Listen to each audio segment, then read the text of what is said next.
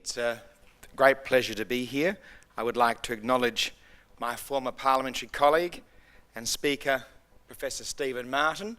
I'd also like to recognise Michael Blythe, the Chief Economist of the Commonwealth Bank of Australia, Craig Lockhart, who just spoke to us from Babcock International, Dr. Leanna Reid, who's the Chief Scientist here in South Australia, and I think Miriam Silver might be here. She's the CEDA State President, although I understand she has a family illness today, so she may or may not be here. But if she's here, I'd like to acknowledge her. It's a great pleasure to be here. It's been said that this is the most exciting time to be an Australian, and that's because the world is rapidly developing the scientific and technological breakthroughs that will transform every aspect of our lives. Never has there been a better time for Australians to capitalise on their ideas, and the Australian government wants to help them to do so. Happily, my portfolio is at the forefront of the government's very ambitious agenda. We want nothing less than to reinvent the Australian economy to create high-wage jobs and opportunities. I'll speak to the National Innovation and Science Agenda in a moment, but first I want to talk about what is already happening in my portfolio to build on jobs and growth in Australia and in South Australia. Australia has been one of the stellar performers in the OECD, particularly over the last 10 years, with GDP growth well above the average of the OECD. While Australia's GDP growth is strong compared to the OECD average, Treasury recently revised down Australia's GDP growth to 2.75% over the forward estimates from the initial forecast of 3.5%. To maintain or exceed this projection, future growth needs to come from other areas of the economy as commodity prices retreat and global expectations are subdued. As the member for the South Australian seat of Sturt, as you would all know, I'm closely observing the impacts of these global economic changes, and I'm pleased to say the government has wasted no time in acting and delivering a practical policy response. For example, the impending closure of Holden and vehicle production in Melbourne has prompted the $160 million growth fund for South Australia and Victoria. With the governments of Victoria and South Australia and Toyota and Holden making a contribution, it's meant that we've been able to help with the adjustment of people and regions and businesses that are most affected. We also have initiated the Automotive Diversification program, one part of the fund, and it's helping agile and innovative firms in the automotive supply chain to diversify into new products and new markets. So far, it's assisted 31 such projects, over half of which are here in South Australia, that'll stimulate almost $50 million more in investment in Australian manufacturing. It's helped firms like Blown Plastics, at Elizabeth, who've been manufacturing air induction ducts for General Motors at Elizabeth since 2004. We're giving more than $830,000 from this program that has helped them deliver a $1.8 million extra investment in new machinery so they can manufacture export packaging for the consumer goods industry. Cutler Brands is another component manufacturer here in South Australia that's accessed the program to support a $2.1 million investment.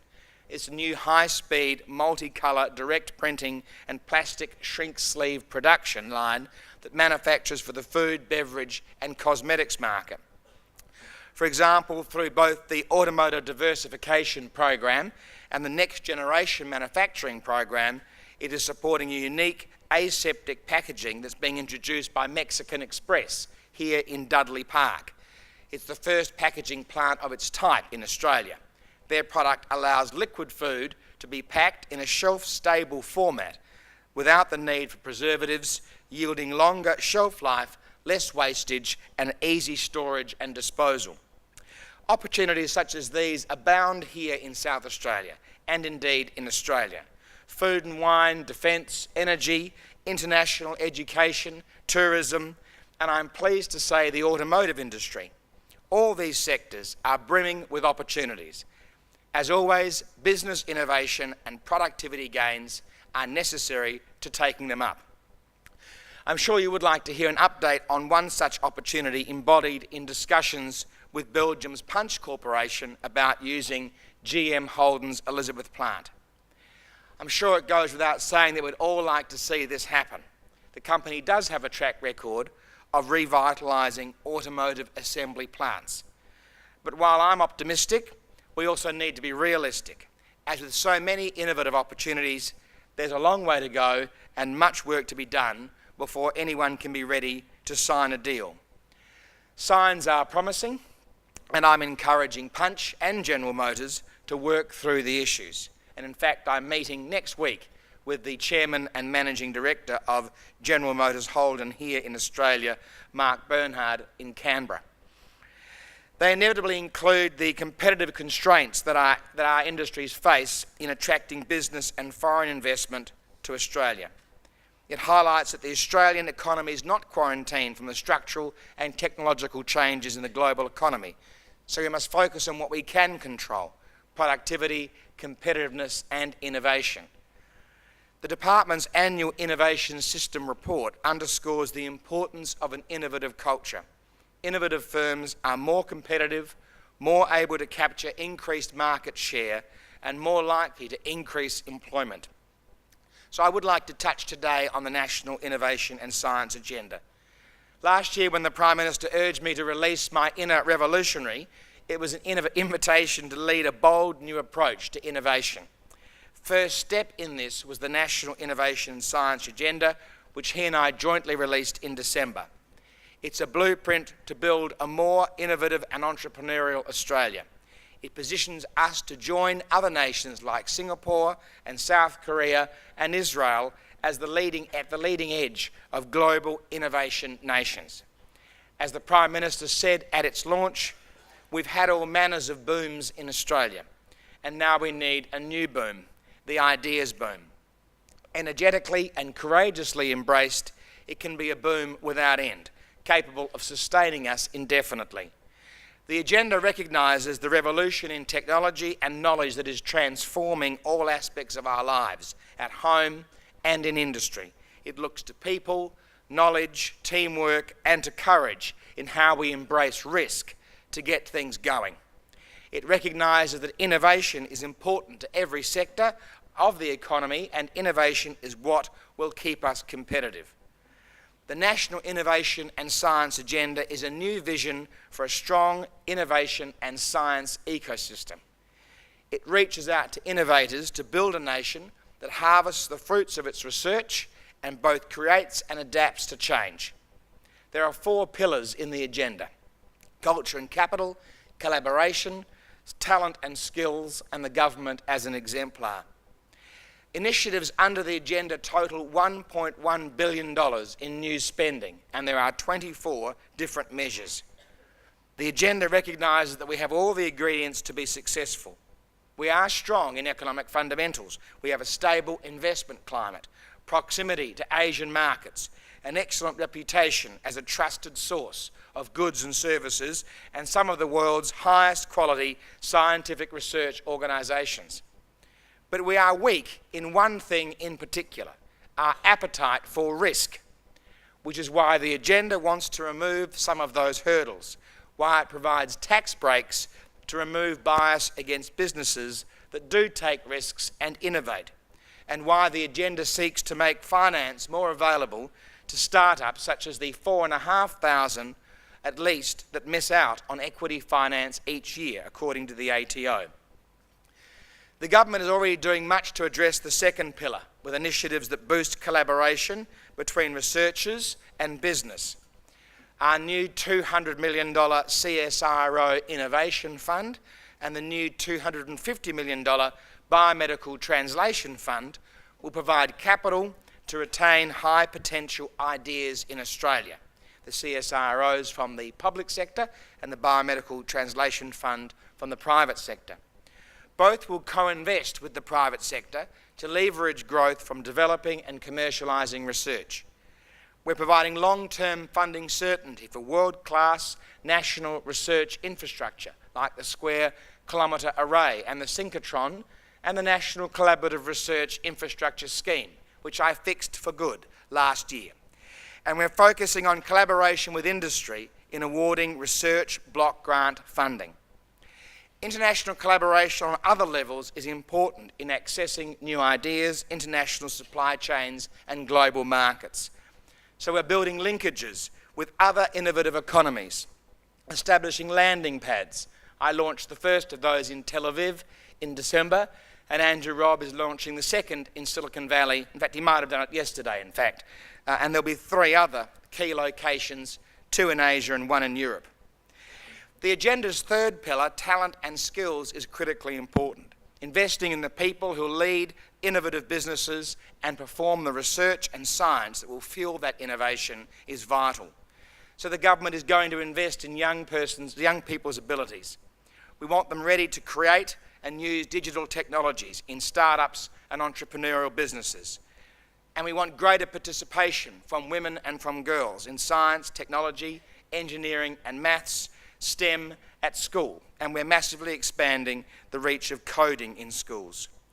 We will encourage students to achieve in science and maths from a very early age, so we're investing significant amounts of money in the preschool years so that they'll look to careers that require STEM throughout their schooling and their university years. The final pillar is the government as an innovative exemplar. Governments can innovate and lead cultural and technological change through procurement policies and the way that we operate generally. The newly established Innovation and Science Australia Board will report to an Innovation and Science Committee of the Cabinet. There are only 4 committees of the Cabinet, and this will be one of the 4, along with the NSC and the ERC and the Cabinet Governance Committee, thus putting innovation and science at the centre of policy development. The new board will weigh all policies affecting innovation in the context of the National Innovation and Science Agenda to see if they are capable of helping to transform the economy. We'll make it easier for innovative small to medium enterprises to win work under the government's $5 billion each year spend on ICT solutions by breaking procurement packages into component parts. The government will also be challenging small and medium enterprises to work outside the box to deliver new ICT solutions through a competition called the Business Research Innovation Initiative.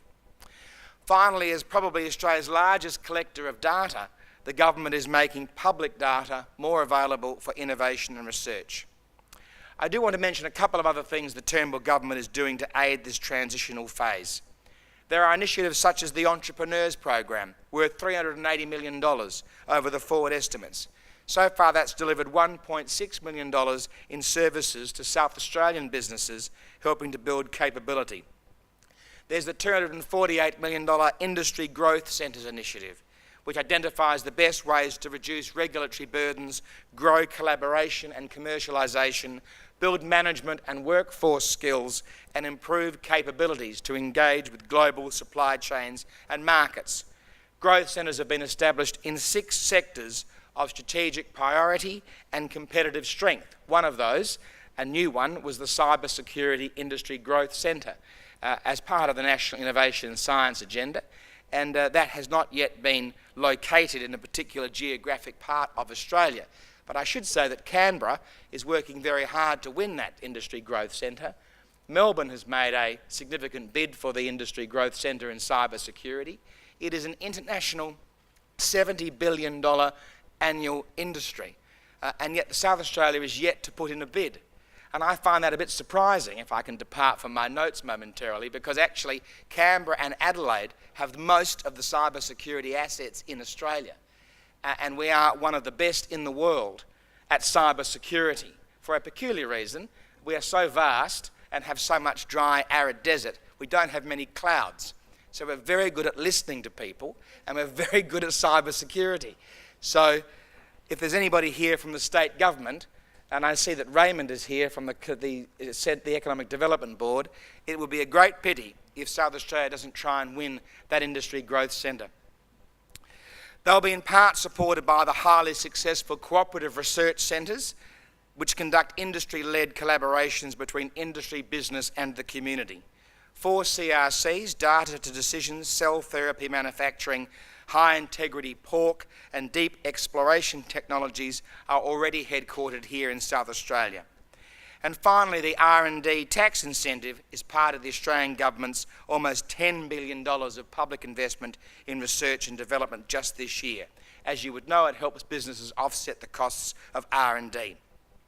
In 2013-14, 760 South Australian businesses accessed the incentive supporting R&D pool to the tune of $760 million.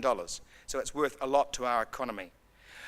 While we're working with business to transform Australian industry, we are determined that our hard-working businesses are not disadvantaged by unfair actions of foreign companies.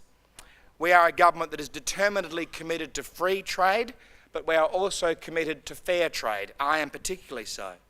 That's why we have an active anti-dumping commission with the powers to intervene against unfair behaviour by importers, and happily it sits in my portfolio. Recently we took firm action against imports of Italian canned tomatoes that the Commission found to have been dumped into the Australian market, injuring our producers. This action shows that our anti-dumping laws are working to protect our economy and our industries from unfair trading practices. This protection from unfair trading practices is not limited to tinned tomatoes. 80% of the Anti-Dumping Commission's workload is actually focused on steel and aluminium. The steel industry is particularly concerned about the potential impacts of low-cost imported steel and the scope of overseas steel producers to find ways to circumvent anti-dumping duties, which currently apply to a range of products from 11 countries. I am concerned that distortions in the global market are unfairly impacting on the viability and growth of the Australian steel sector, and so yesterday I announced that to mark the start of our second round of anti-dumping reforms, I've asked the Anti-Dumping Commissioner, Dale Seymour, to prepare a report on the impact of Asian steel and aluminium makers on our local Australian industry. I've asked him to analyse trends in dumping and circumvention behaviour in these markets, summarise the current duties in place on steel and aluminium products, and provide recommendations to me on actions to strengthen the effectiveness of measures to be taken if he finds evidence of dumping and circumvention. The Commissioner's report will help inform further improvements to the anti-dumping system and operations of the Commission. And I should also tell you that there are currently three actions that the Anti-Dumping Commission is taking, which I've asked him to fast track around potential dumping of steel by China, and I hope that I'll have his findings in the next couple of weeks. Because I want to ensure that the Australian steel and aluminium industry and other Australian industries are competing with imported products fairly in a fair market. I trust that you've seen that the government is doing all it can to ensure that Australia is well placed to take advantage of the openings provided by a rapidly changing technological environment. We're moving away from things that perpetuate dependence on government assistance. We're moving towards capability building. The National Innovation and Science Agenda is unprecedented in the breadth and the depth of policy and programs to create the right environment to build capability. Large investments in science, research and development and intellectual property are vital. But in closing, I should say this: unless business, industry and all of us, including government, seize the agenda, grasp openings and opportunities, unless we play to our strengths and take considered risks and increase productivity, it cannot happen. This may be exactly the time for all Australians, from Adelaide to Albany, from Darwin to Devonport, to release their own inner revolutionary. I thoroughly recommend it. Thank you.